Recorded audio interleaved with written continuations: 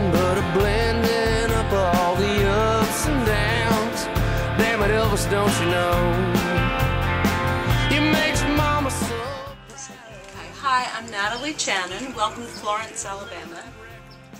Before there ever was a sun.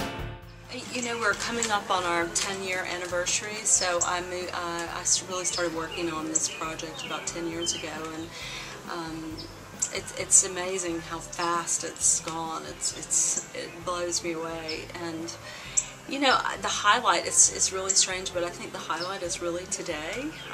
You know, it's so funny after 10 years of, you know, ups and downs and changes and you know, like Phoenix coming out of the flames, and you know, really, I have to say that today is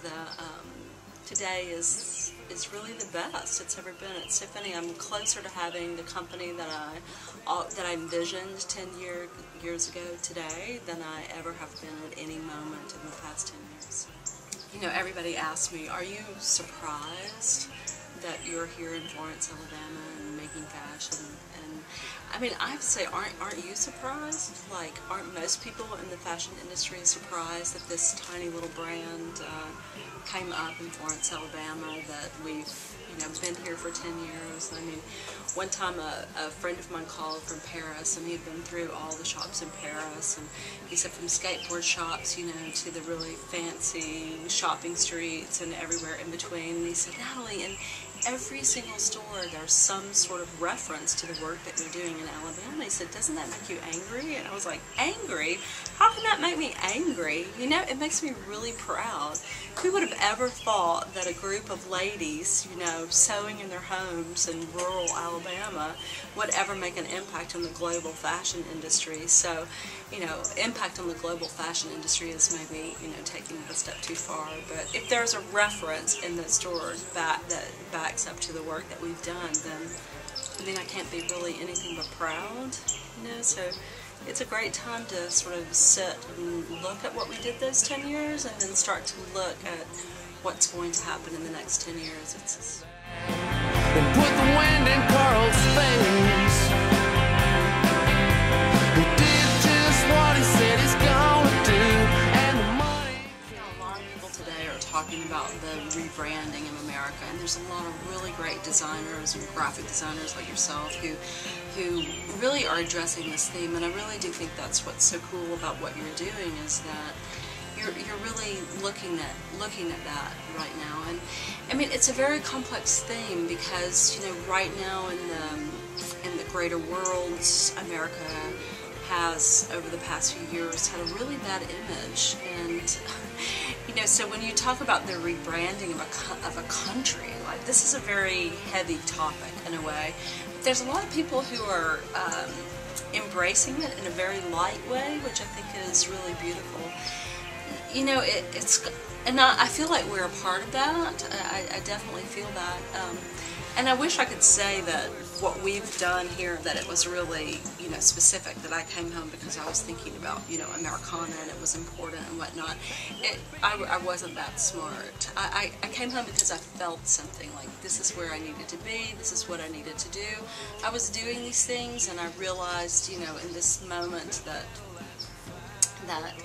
if I really wanted to do this project that I was working on, that the only way to do it would be to come home to do it, because there were people here who could do the things that I wanted to do. And actually, you know, to take it to a different level, like the vernacular of what I was doing after going to design school and traveling the world and working as a stylist for 10 years, the vernacular of what I was doing that made me happy really is what I learned here.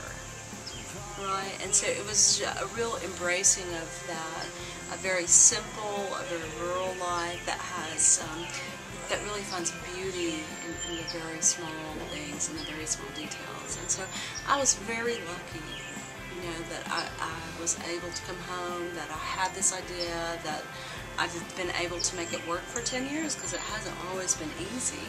So, you know, maybe for 10 years I've been doing this, and it's become really important now, this rebranding in America. So I feel like I was just very lucky. I followed my heart, and my heart was in the right place, and so today I'm sort of standing in the right place. You know?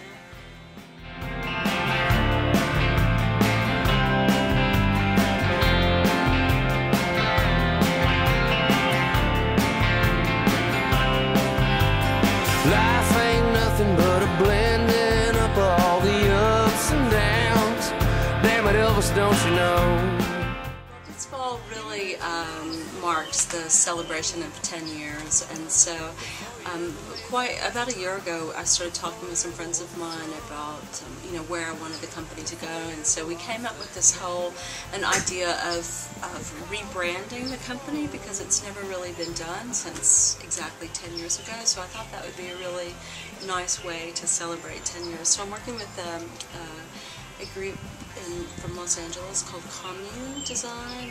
It's a dear friend of mine, Ramon, and we're redoing our label, we're redoing the website, we're redoing really sort of growing up.